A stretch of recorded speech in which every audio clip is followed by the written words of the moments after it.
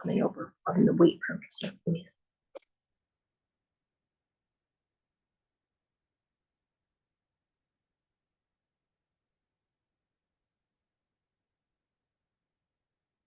Hello and welcome to Insight Memory Care's monthly Care Partner Training. This month, we will be doing Preventing Neurodegenerative Decline with Dr. Ellen Clarke. We would like to thank AARP Virginia for sponsoring this event and partnering with us to bring this important information out to the community for older adults.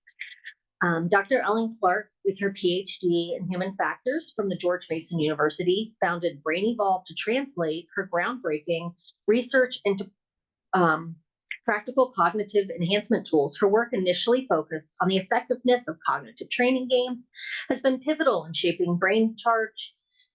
Brain Evolve was formed as a result of Dr. Clarke's experience with her grandmother, Olive. Olive played a pivotal role in Dr. Clarke's childhood. Unfortunately, Olive was diagnosed with Alzheimer's disease when Dr. Clarke was in her teens. This diagnosis came at a critical point in Dr. Clarke's education and inspired her to focus her efforts on a career that would help those with similar challenges.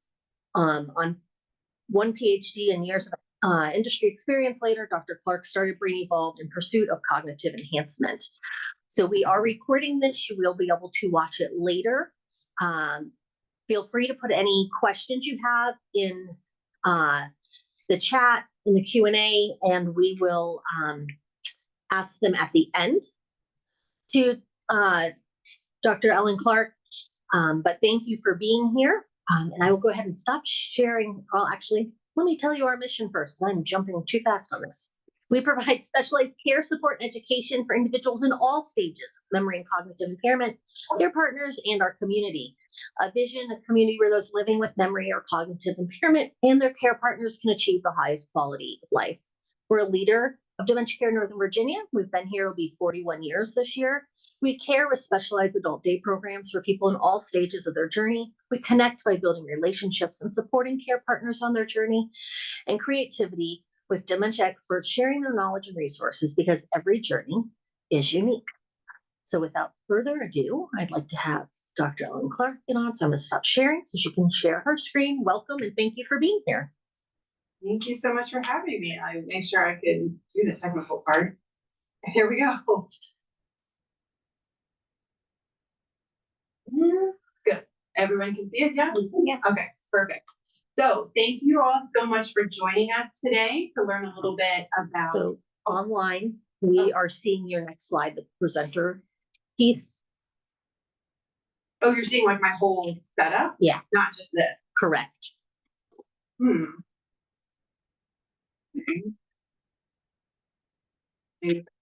Better? Yes. Okay, great, perfect. Wow, I overcame my technical difficulties. That's like a first for me without help from the tech guy. So that's great.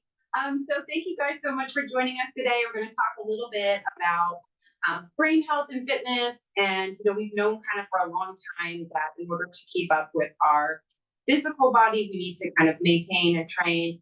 But we've recently kind of discovered that the same is really true for our brains as well. So quick overview of what we're going to go over today. We're going to start with just an overall kind of picture of the landscape. Then we'll talk about different types of cognitive assessments, and then finally really deep diving into the brain training. Okay, so Melissa already did a really great job talking about why I'm qualified to be here talking to you today, so thank you. And then she also did talk about my why, right? So these credentials are all great and everything, but the reason I really got into this was my grandmother, and this is a picture from a very, very long time ago of me with her. And I'm sure a lot of people in the audience are familiar with dementia and the stages, and you can probably see it in her eyes here. This was probably the last time, I think it was the last time we were ever able to take her out of the memory care unit. And this particular event, it was tough.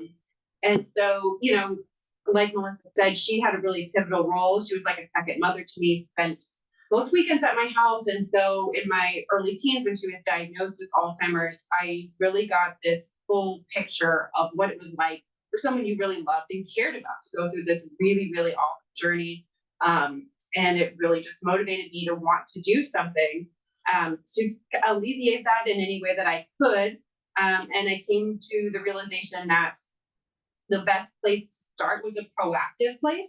And that once the Alzheimer's has really set in, it's much more difficult to make progress there.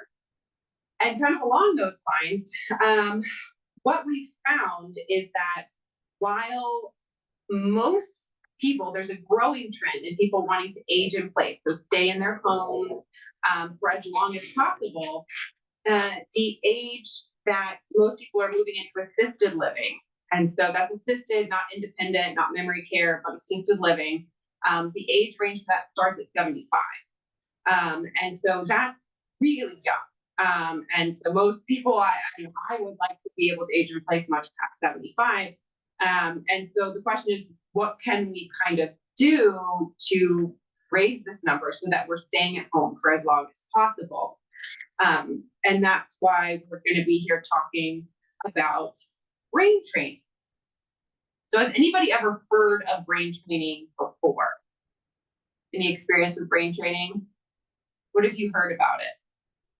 Those little supplements are really good, and they have a little QR code on the top where you can download some brain training app and Oh, to go with it? yeah, it's like I think it starts with an N, but yeah, Oh, I've seen them at Costco. They're like $30 or $40. Costco sells it, right? So we're a big Costco family. Yeah. Yeah. So any other experiences with brain training besides supplements? Is it just doing acts, brain acts and Sure. things like that, just to challenge your brain and exercise your brain? Yeah, I mean different things, right? Supplements can be a form of brain health, brain training improvement, and those kind of apps can be too. And so the specific type of brain training that we're going to be talking about today is something called multi-domain brain training. And this is the one that really has the most support in the literature for being able to do the most kind of extend independent years specifically. And so, of course, the next question naturally is, what is multi-domain training? And I think the best place to start is by talking about what it is not. So most people, when I talk about brain training, are familiar with the brain training game, something like Lumosity, right? It's a big name.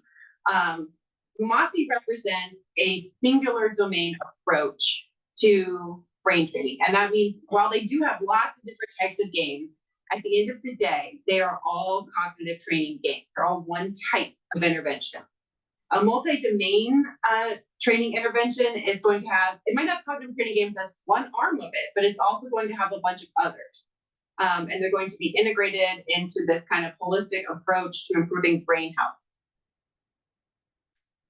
And so the natural question is, exactly how much can we look forward to improving with this type of intervention?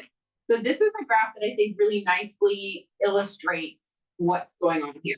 So this gray shaded area is the possible range that somebody's cognitive abilities could fall into based on their genetics, right? So genetics give you kind of a big range, and where you actually fall is that gene environment interaction. The red line is the slope for somebody that's just kind of your typical average American. They make some good choices, some bad choices. And you can see it is a decline that accelerates after about age 50. And the most important piece of this graph is that blue dotted line. That's the threshold for independence. Once somebody falls below that, they're experiencing a kind of dysfunction that's going to require them to need assistance for daily tasks, no longer able to live independently. And so for the normal average American, we're crossing that line around 75, which is in line with the data that we have from the assisted living communities. And these are healthy older adults. This is dementia free. So this doesn't even account for people with dementia. Now, when you do the multi-domain brain training, theoretically, if you do everything you're supposed to do, even if you don't start until later in life, this graph starts at 60, but you can start at any time. You can push out the slope of that line. And so this person now, instead of crossing at 75, is now crossing closer to 95. So it's a significant, or 90 maybe, I don't know.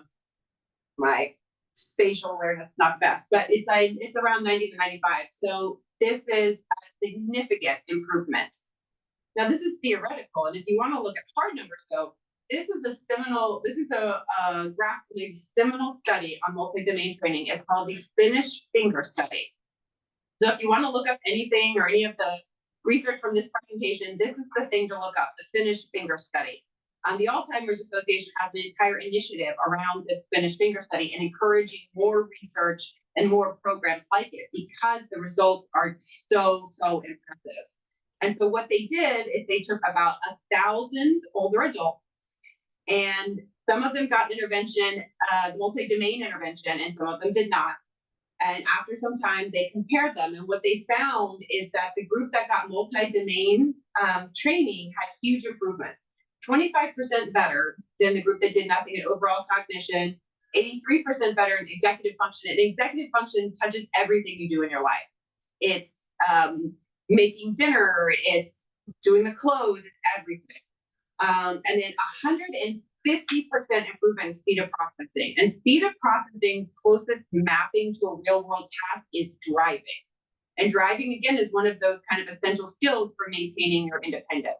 And so having these numbers is amazing. And that's why there's such a push around this work.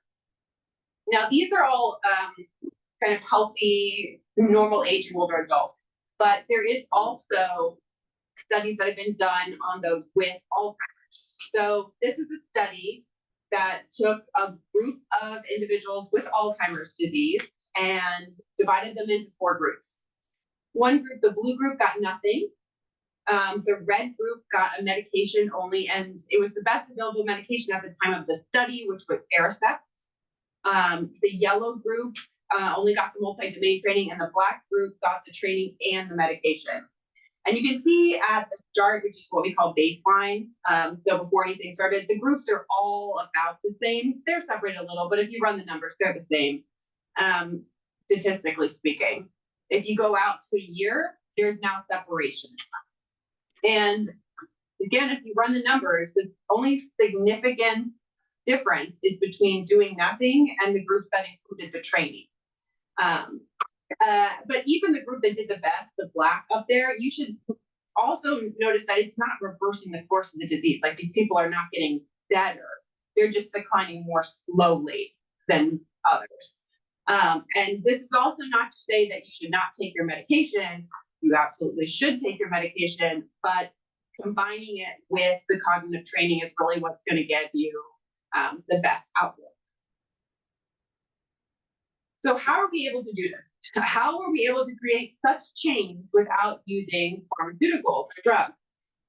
Well, the reason is because the brain has this amazing ability to continue to adapt and change throughout the lifespan. And it's a phenomenon that we call neuroplasticity. And we used to think that this ability stopped at a certain age, but we now know that it continues throughout the lifespan. So if you can harness this in the right way, even if some neurons are lost or damaged, you can kind of find new ways around to achieve the same result. So real quick illustration of this, put this image up here really quickly. I'm sure you guys know what it is right away. How many people say that it's a duck? I see both. Yeah, and how many people say it's a rabbit? I can see it. Yeah, so this is a famous ambiguous figure, which could be a duck or a rabbit. And I think someone the other day told me it was a fish. So I don't know, it can be whatever you want it to be. But most people see the duck or the rabbit. And so if you saw the duck, which most people do, this is how you see the rabbit. So the bills become the ears, and then the back of the head becomes the nose, and just the opposite for the duck. Now, once I've kind of showed you how to see both of them, you can probably now see them both, right? Switch back and forth. And this is just a really quick example of that neuroplasticity, right? Like, we can quickly train your brain to see something that it didn't see before. And what's also interesting about this, not really just neuroplasticity, but I just like to share it because it's interesting. While most people see the duck, the closer we are to Easter, the more people see the rabbit. And that's a different psychological principle called priming, right? So because we are around, we see rabbits, bunnies everywhere. We got bunnies on the brain during Easter, and more people will see the rabbit. So another more pertinent example of neuroplasticity is the fact that as we age, it's not necessarily that our brains get worse, that we get, dumber, stupider. It's not. This is not what happens. It's just that areas of strength and challenge change. And so even as a child, you have an area of strength and you have an area of weakness. Now these are general, so not everyone's going to be the same. But for the child, the strength is usually in speed of processing. And so, as you know, children, they pick things up very, very fast. They're learning at a rapid rate, which is great because their challenge area is attention. So they don't have the attention span to sit very long and learn anything.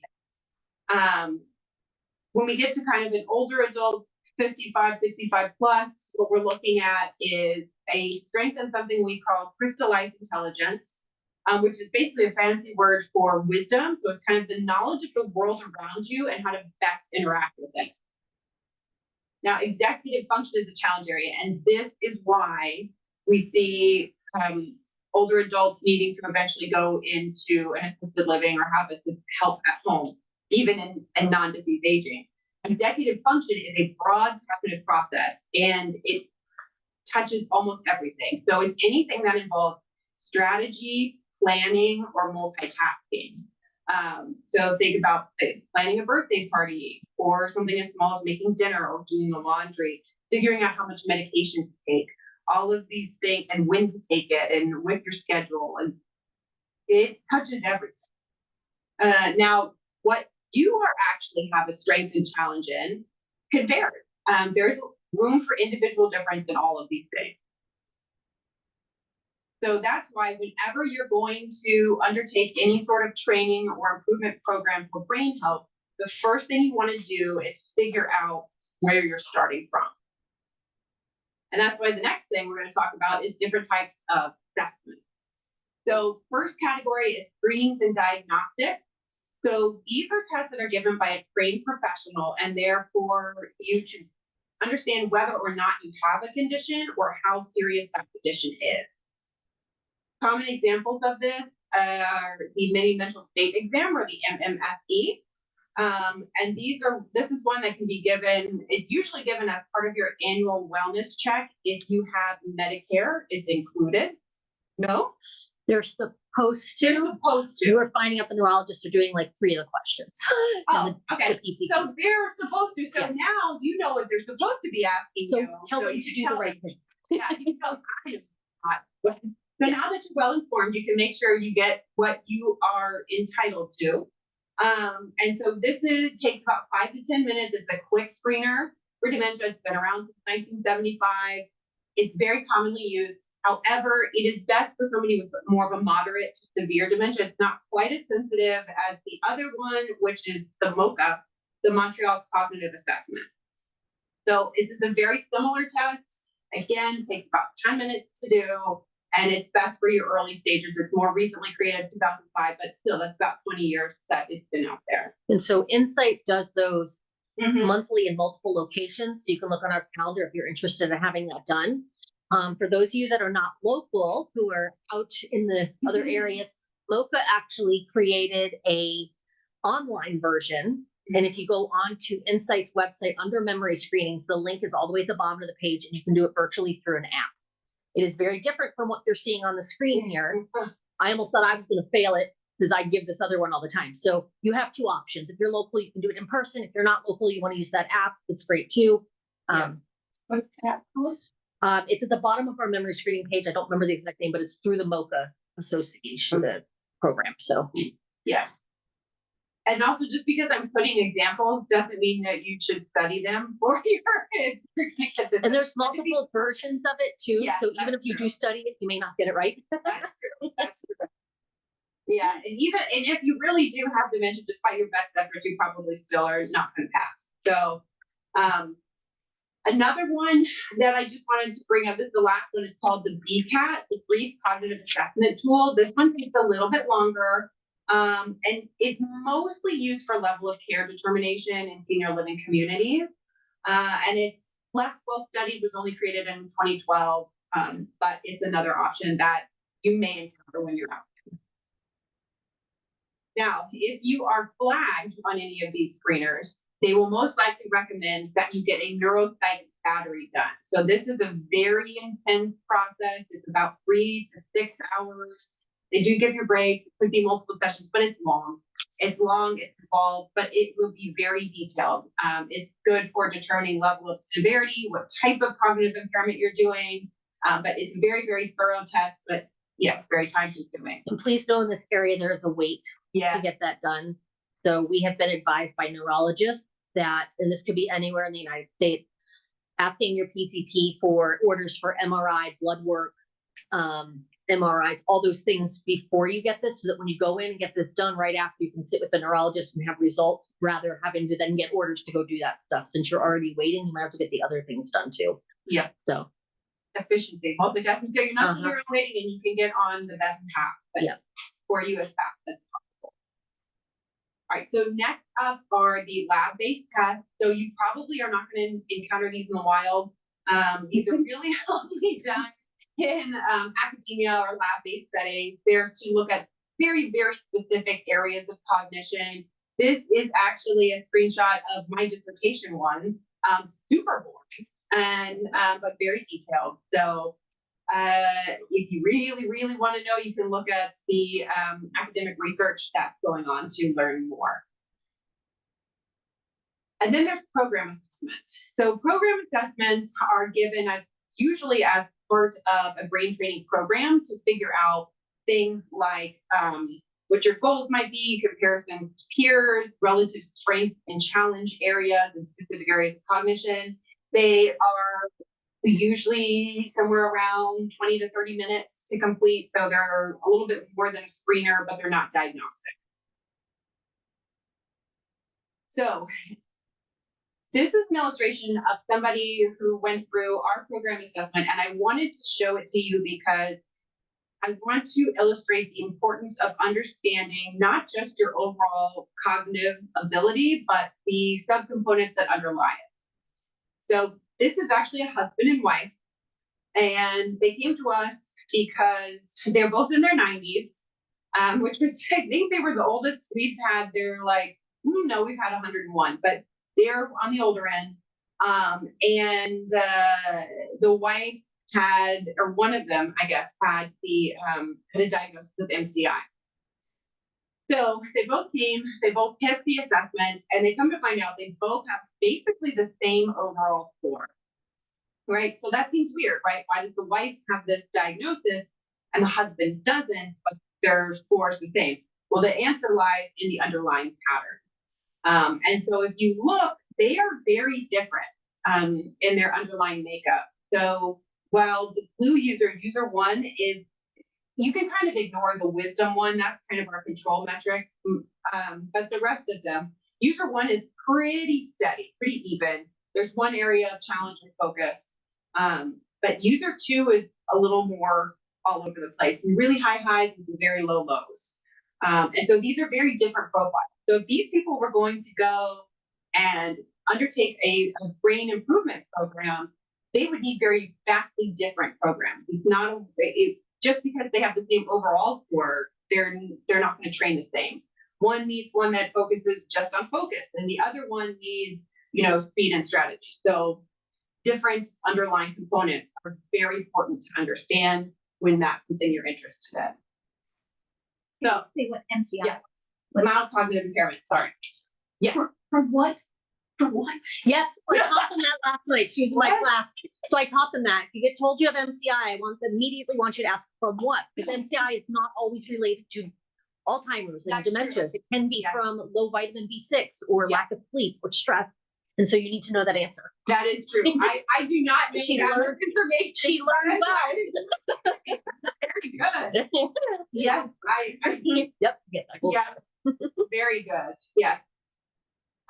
So once you have an understanding of, kind of where your strength and challenge areas are, you can apply this multi-domain training program effectively. And so we'll talk about each of the kind of underlying components of it and how to, use them. So the first up is physical exercise, right? We kind of all know that we need to exercise for our bodies, but we actually really need to exercise for our brain too. It's a little bit difficult because, first of all, you have to be cleared by a physician. And as we get older, this may become more and more difficult. There are more challenges, injuries, things like that, mobility problems. There are also a whole bunch of different kinds of exercise. So how do you know what kind of exercise is going to really work best for improving your brain health? And a quick tip here, I'm going to go into a little bit more detail, but also anytime you're undertaking exercise, our goal, instead of telling you max heart rate or something like that, we use kind of a more colloquial thing, which is you want to be exerting yourself, but you should still be able to have a conversation. If you can't have a conversation, that's a little too much for what we're trying to achieve. If you have other goals, you have other goals, but just for this anyway. And then of course the worst one here is the motivation, right? Not everybody likes to exercise, and it's a problem. Now, when it comes to types of exercise, the one that's shown to be really climbing in the literature is this combination of mental and physical exercise at the same time. And that's because they really have this reciprocal relationship where, physical exercise gets the blood flowing, gets it going to the brain. It makes the brain receptive to any cognitive training you're going to do. And that cognitive training reinforces all those connections that the exercise has done. And it makes you more with it and able to do more exercise. And so it's a very nice relationship. Now, the only thing that is a caveat here, and it's a big caveat, is that it needs to be done properly, because you wouldn't think that it's easy to overload the system by just doing a little bit of brain exercise with your physical, but it's actually very, very challenging, much more so than you would think. And if you overload the system, it's the same thing as overdoing a workout, right? If you max out your muscles, you're more likely to harm yourself than do any good. So you got to make sure that it is done properly. So motivation is hard. And this is the biggest problem that we have with exercise. So I wanted to talk about ways that we can help motivate ourselves to keep up with our exercise program. Does anybody have anything that works for them? No. No. I have some examples, so it's okay. Exercise buddies are good, whether that's a person or an animal. I go back and forth with animals for the 65 and better crowd because they're also a fall hazard. They're a companion, they're an exercise motivator, but they are also a fall hazard. So rewards, whether that be, if I go for my walk, then I'm going to have a nice smoothie afterwards. Or what I do is I save my favorite playlist for only when I'm working out. So I only get to listen to my favorite music if I'm working. Some people are very competitive. We've worked a lot with retired military personnel, and they love the competition. Setting achievable goals and just trying different types of exercise to keep you motivated and interested. All right. So this is the area that most people are familiar with, which is, and where I got started, which is the brain game, right? So when we're looking at a brain game, the most important number one thing is to make sure that the game is challenging the area that you need challenged, right? That's why those assessments are so important, so that you know what type of cognitive game you need. And a good game will also take advantage of your strengths, because if you're sitting there playing a game that's, training your challenge area, it's going to be difficult and it might be frustrating and not a lot of fun. So if they can bring in something that you're good at, it makes it kind of like the spoonful of sugar to make the medicine go down. And of course, you want these things to be engaging, otherwise you're not going to do them. And they're games, they should be engaging. So I've got some popular games. They're things that I get questions about a lot up here. And I also have our general areas of strength and challenge for 65 and better. So generally, 65 and better, we're good at crystallized intelligence. So this is wisdom, knowledge of the world around you. And we are challenging in executive function, strategy, planning, multitasking. So when we look at these 4 games, crossword puzzles, Mario, bridge, and words in a word, we want to think about which areas these guys are tapping. So when we talk about crossword puzzles, do we think they have crystallized intelligence, executive function, both, none? What do we think? Crystallized. Crystallized? Executive. You think executive? What about Mario? Is anybody familiar with Mario? Yeah. Yeah. I think both. You think Mario's both? Mario's a trip. It depends what kind of Mario too. Yeah. What about bridge?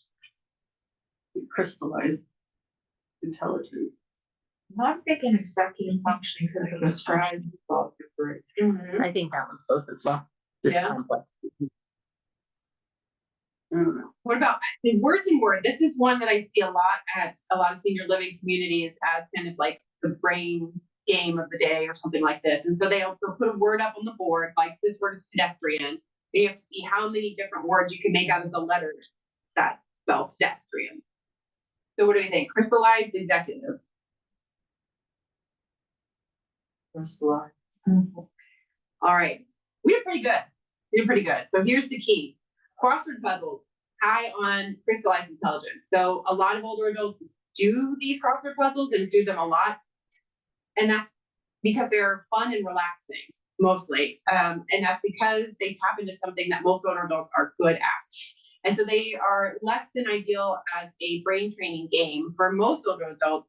However, they are stress relieving, which is another area. So if you want to use them for that purpose or you just enjoy them, that's fine. Mario is more on the crystallized intelligence side of things too. You just kind of have to remember how to get Mario to go up and down. And Mario, yeah. And then bridges are, of the ones I had up here, this is the biggest executive function. There is strategy in here. I like bridge. It's social, so this is a good one for brain health. And you know, I do have 2 grandmothers, and so my one passed away from Alzheimer's quite a while ago. But I've got another one who's 84, still living by herself in a 2-story home. And she has a bridge club multiple times a week. And I don't know what she does, but it lasts like hours and hours on end. It's like, you can't talk to grandmommy right now. She's at bridge today, so try tomorrow, you know? So these are good. I'm like, oh, it's a good activity. So word in a word, again, this is another one that's high on crystallized intelligence. It tends to be fun, engaging, and active, but not as much on the executive function training. So I'm talking about crossword puzzles and being a stress reliever. Stress relief is another area that we like to train. And stress, a lot of people know that it's harmful to the body, but don't realize how impactful it can be on the brain as well. I've had multiple people that come to us and think they're on the way to dementia or whatever, and it comes to find out, yeah, it's a high stress load, particularly caregivers. This is a big problem. And so stress relief is variable, right? What's stress relieving to one person might not be to another. Some people find exercise stress relieving. Some people find exercise stress invoking. So it's highly variable. But in general, if you were going to look at one type of kind of stress relief, you would look at mindfulness. So mindfulness is kind of this like breath work.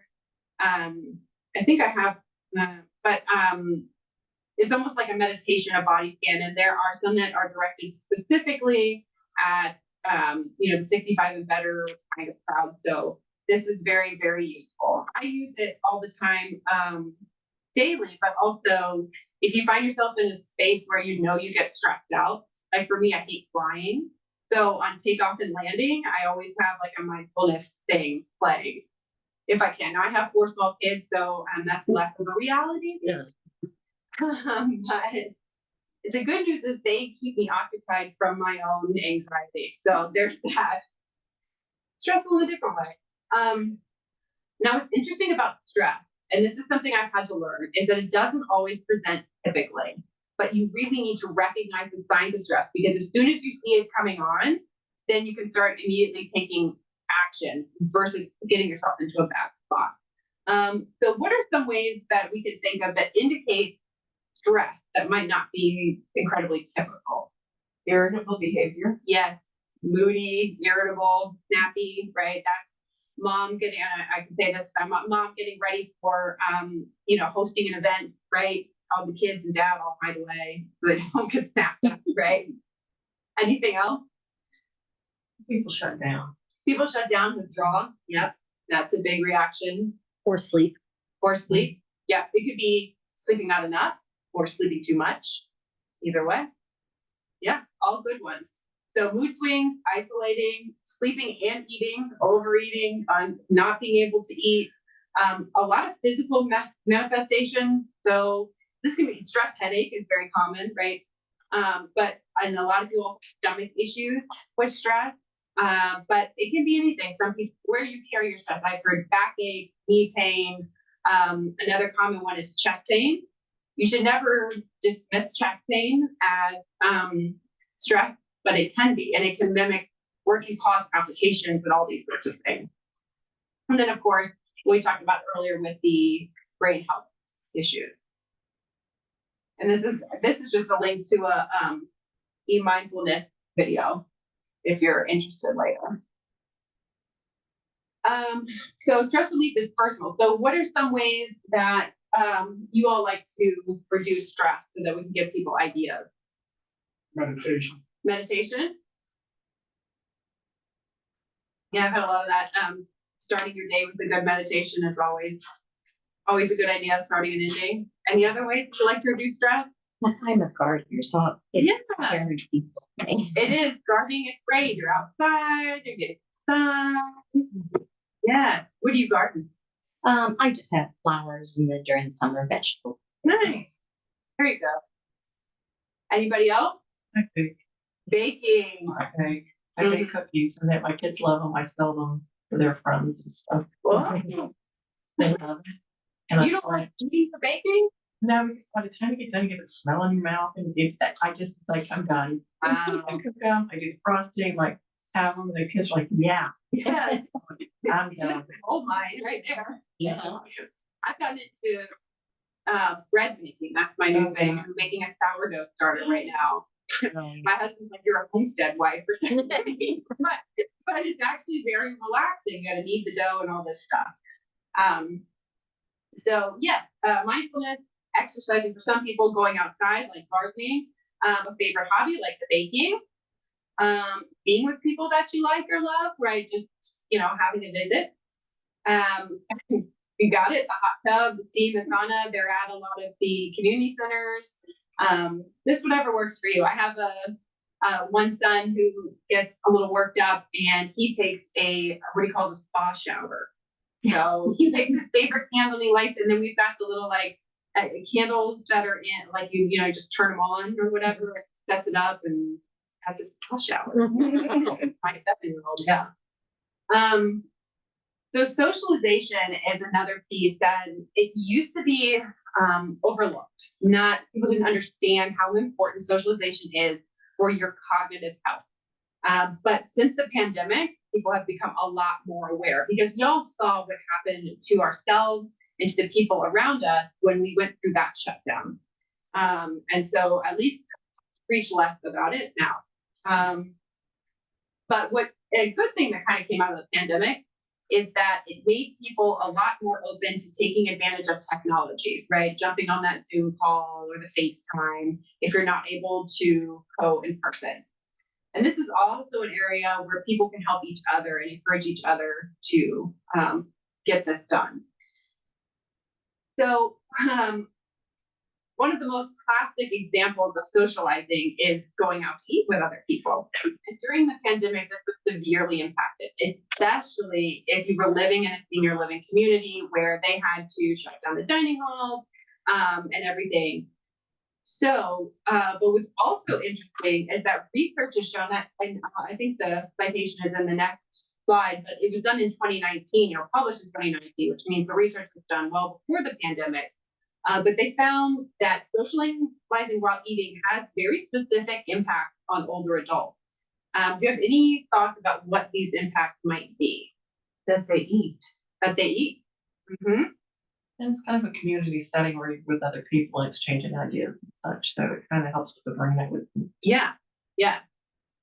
You're actually the first person that's ever gotten this one, which is that it's positively associated with intake. They eat more when they're there. And this is a problem for a lot of older adults, especially somebody who lives by themselves, because you are just more likely to say, oh, I don't really need it, or you're just not motivated to go and cook a big meal or a nutritious meal, right?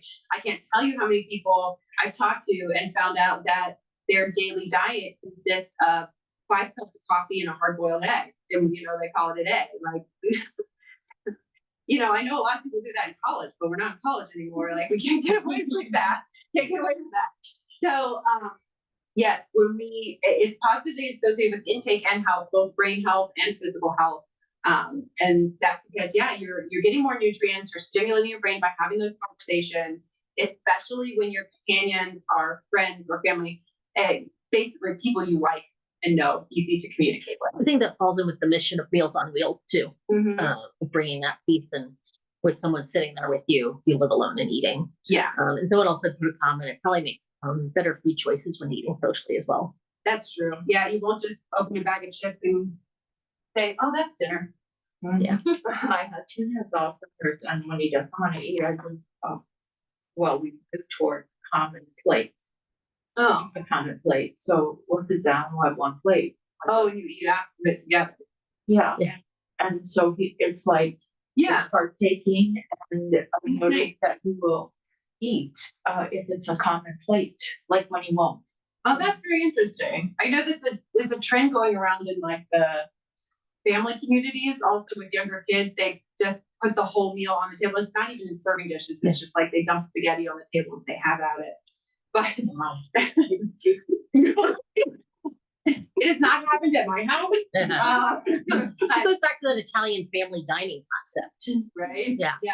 Shared. Yeah. Everything shared concept. Or Chinese. They do use plates, yeah. Chinese have like the lazy Susan, and people just, Yep. and they all eat from the same Yeah. bowl. And I know I do that when I work with people for hydration. Like I'll drink just to get them to drink because they watch me, then they pick up their cup, and I'll do that on purpose all the time. Very good. Right. All right. So social engagement can kind of be difficult. Is there anything that you do in particular to stay socially engaged? Like, how do you keep your social levels where they need to be? If you were a STEM, how do you keep your levels in the green? I text people, and if they don't respond, then I call them and say, hey, what are you doing? I mean, I used to be HR director, so I have a gentle nudge at times. So I get you like, you're really smooth. Well, I've got 50 years or 40 years experience. I couldn't get it with you guys. I got it with everybody else. But it's just a matter of nudging. And even my sister will say, I didn't see that one coming. I'm like, it's just a matter of getting people motivated. They don't think they want to do it. They kind of do. They don't want to stand up. So you give them Exactly right. And this is why I learned this from the woman in my neighborhood who did all the social activities. Is when you have a social event, if you go and personally say, oh, I just can't wait for you to be there. I'd love for you to come. I'm really looking forward to seeing you there. It's much more likely that they're going to come. At my church, there are certain older women, much older than I am, I'm getting close to where they used to be. So they would not come to church and do activities. They wanted to. I'd say, well, are you doing it? Well, I'm thinking about it, I'll tell you what, I'll pick you up. There you go. Well, it's out of your way. I'm like, no, it's on the way to church. It's easy. So I started doing that before I knew I had it was like, carpool. I had a little nest egg right there. They were just like, I know. You're going to need the minivan to drive everyone to church. So eventually, it was good because it got them out, and they got them out, and they needed the socialization. They didn't have it. All their husbands had died, and it's like, you guys gotta get out. Yeah, and you don't realize it until you're there, right? Just like in the pandemic, when I don't know if we were all aware of how bad we got until everything opened back up again, right? And you either saw other people or you realize some people have the ability to have the insight in themselves. Like, ooh, I kind of knew that, like, when my kids started I had 3 at the time, one was a newborn though, but the 2 older ones started making up their own language. I was like, oh no, oh no, we gotta find preschool somewhere. Something's gotta be open. So yes, And you kind of talked about a lot of these things here, right? So joining clubs or social activities like in the church, volunteering, taking classes. There's the Ollie program. So if anybody's aware and wants to do that, those are classes for 60, it might be 50 plus, I'm not sure.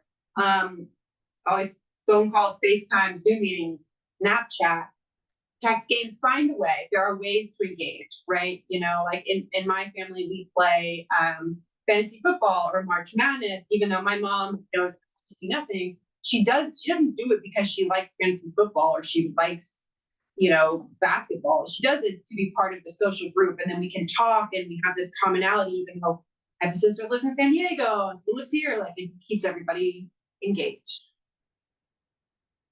Socialization, like I said, it's a paradox for a lot of older adults, especially if they have brain health concerns, because once they notice that they are having an issue, a lot of people become self-conscious. And so it makes them less likely to go out and socialize. And unfortunately, this has a negative effect, right? And so that makes their mental state worse, which makes them even less likely to go out, and it just becomes a big negative cycle. And so if you can kind of, if you notice this, someone try to break it, you know, go offer them, be like, I'm picking you up, you know, you're getting my car. that's enough. Or like kind of meet them in the middle. If they're not ready or they don't feel comfortable going out to dinner, maybe you could go to a movie, right? Or something where they don't have to necessarily converse or feel like this light is on. All right. A couple of areas that aren't directly in the multi-domain program, just because it's a little bit tricky for a general population, but diets and nutrients. Have you heard about any diets or nutrients that can improve your brain? I've been training for about 7 years in a row. You've been on the Mediterranean diet? No, they say 7 years in a row. It's been the number one for brain health. Oh yeah. Yeah.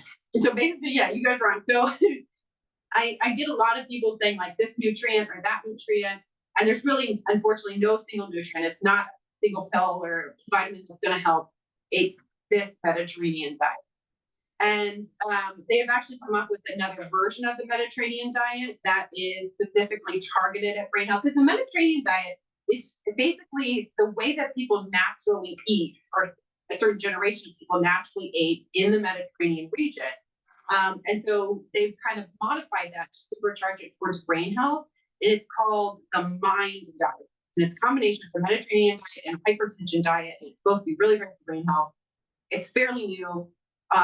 The research is still kind of coming out, but there's tons of research on the Mediterranean diet and its ability to help with brain health. Now, the Mediterranean diet is actually fairly easy, I think, for people in the US to incorporate because it's just easy to remember.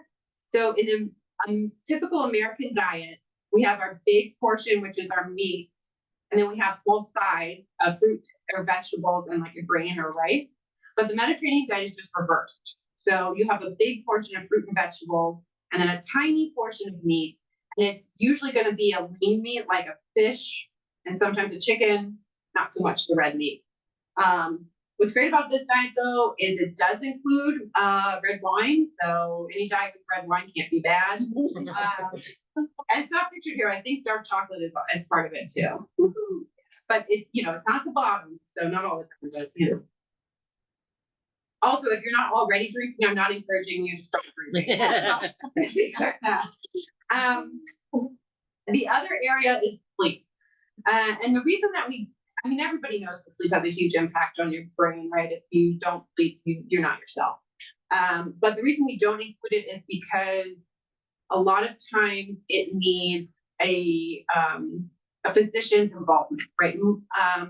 You might have a medical condition that's causing issues with sleep, whether that's a number of different reasons, or it could be a medication that's causing issues with sleep. Those are going to need to be dealt with by a physician. Also, if there's pain involved, you know, like hip pain, knee pain, arthritis pain, that kind of thing, probably need a physician.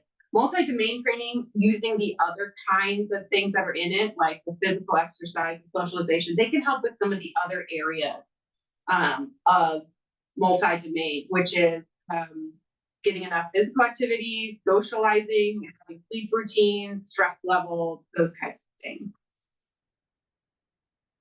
The final thing to kind of remember about a multi-domain training regimen is that it's not piecemeal. It's not something that you can say, oh, I'm going to go to water aerobics this week, and next week maybe I'll go to lunch with my girlfriend.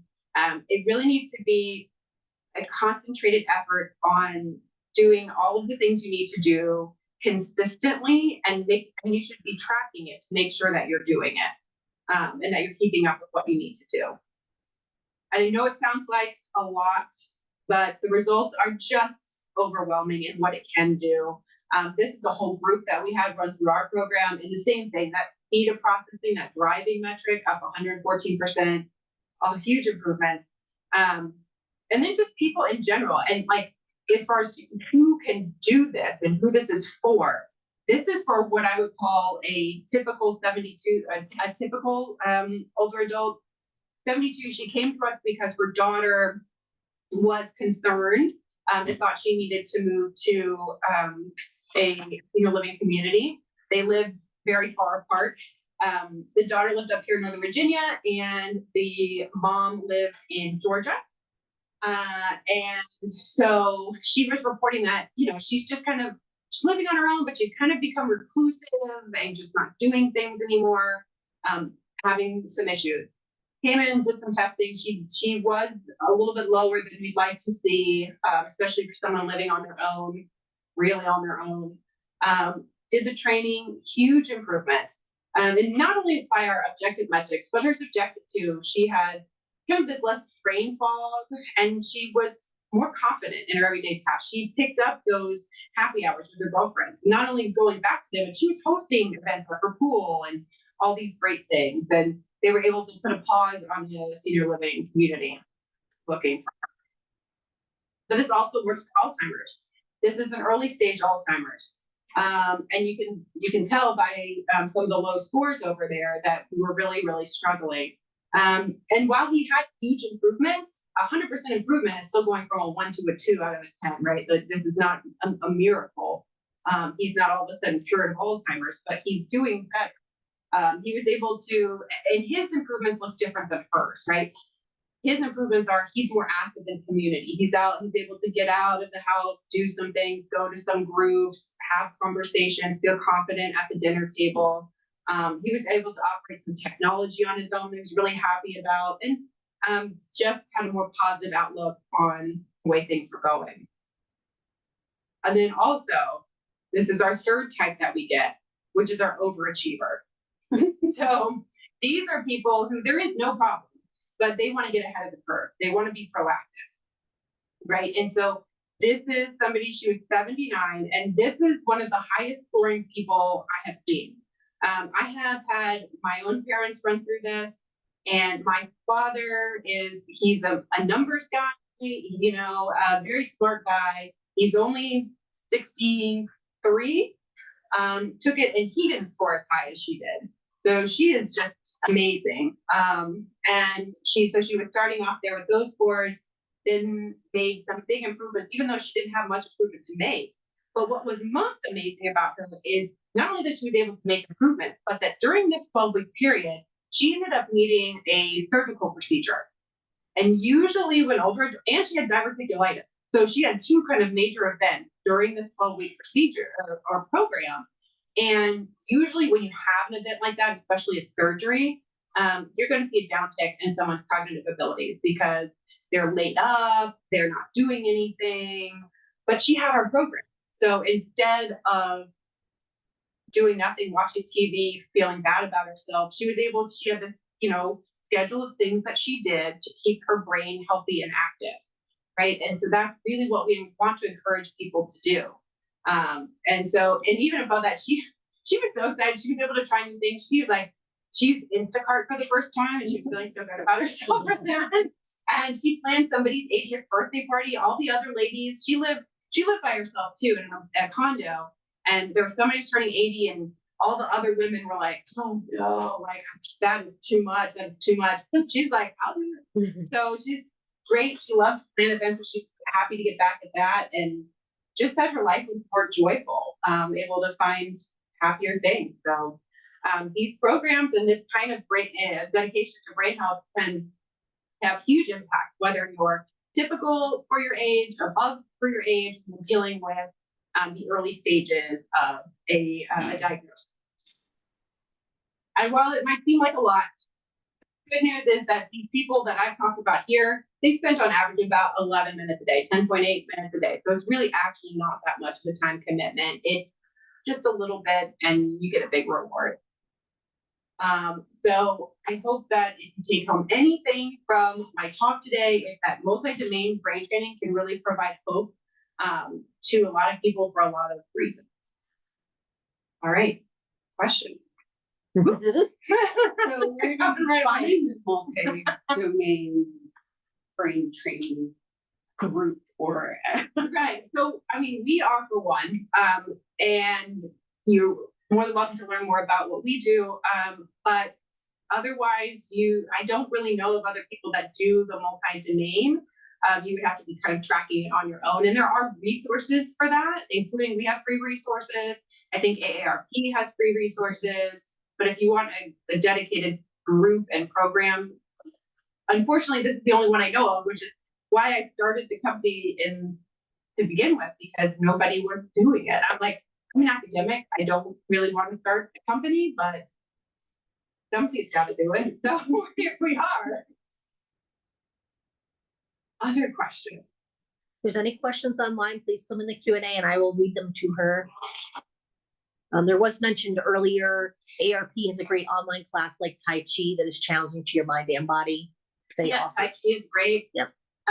Water aerobics is good. If you're able, I also really love tennis and pickleball. They're active, they involve strategy, they're socializing, you're outside a lot. So those are good ones. And I can say from witnessing as a caregiver, my mom's had a brain tumor for 20 years and has gone through radiation and had brain surgery 5 years ago. And the two things she remembered as she was going through this process as the brain got worse was the color car and pickleball, because she played 3 days a week. And she is now still playing pickleball 3 days a week, 5 years after brain surgery, and is living independently and is thriving. So that tells you how much of an impact that can have by doing this type of things. Absolutely. Yeah. So if you're able, I know there's a lot of impairments that prevent people, but that's a good one. Do you share your slides? Yeah. She said she can share the slides. She'll get them to me and I'll send them in an email. Thank you for asking that question. We're also recording this for those of you who got on late, and it will be up on our website in about a week. Any other questions? And if anybody has questions that they don't want to ask to the group in front of the group, especially for people online, you could definitely feel free to email me, text, call. Those numbers and emails are all dedicated to handling this kinds of things. Are you still doing the distance one too? The Zoom groups? Yeah. Yes. So you don't have to be local to use this program. I want to preface that to everyone that's online. Yeah, no. We have people in Canada. So for reference, we're here in Northern Virginia, but there are people in the program in Canada. We have people in California. Yeah. There's someone signing up now who's in Hong Kong. So we got you covered. We got all days and times. And she's worked with my mom in Connecticut, so I know that she does. That time was at a trial, so yeah. We have a question come up. Is there any evidence that memory improvement supplements are effective? Not overwhelmingly so. It's really that unless you're a deficient, if you have a deficiency in some area, they could be helpful, but really it's that overall diet, that Mediterranean-based diet, that's the only one that really has significant support, unfortunately. In your program, I mean, can you just talk about a little bit about what's involved with that program, or? Yeah, sure. So we start out by doing this, assessment to try to figure out your strengths and weaknesses, or strengths and challenge areas. And then based on that, we create this custom program for you. And it's online, and you have recommended things to do.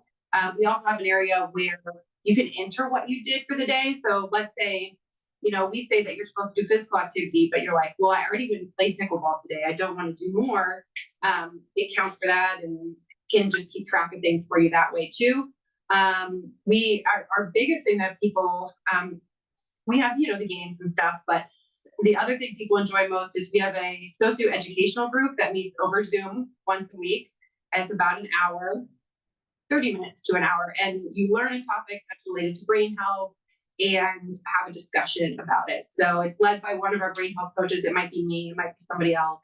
Our topics can be anything from all the different types of dementia. It can be fall prevention, sleep, medication management. We have all kinds of different topics. And then after, about 12 weeks or so, you take another assessment to kind of see the progress. And also along the way, though, we have real-time metrics that you get to kind of see how you're doing at any given time if anybody's really into data. But it's because I'm a big data nerd, so yeah. We have a question online. You mentioned the Mediterranean diet. Do you see benefits versus DASH or MIND diet? Yeah. So the MIND diet, the DASH diet is the one for hypertension, right? So that's going to be helpful for that. The Mediterranean or the MIND diet is a combination of the Mediterranean and the DASH diet. The results so far in the literature have been encouraging, but we just don't really have quite enough to be as confident as we are about the Mediterranean. Not really sure why. It's not hugely different.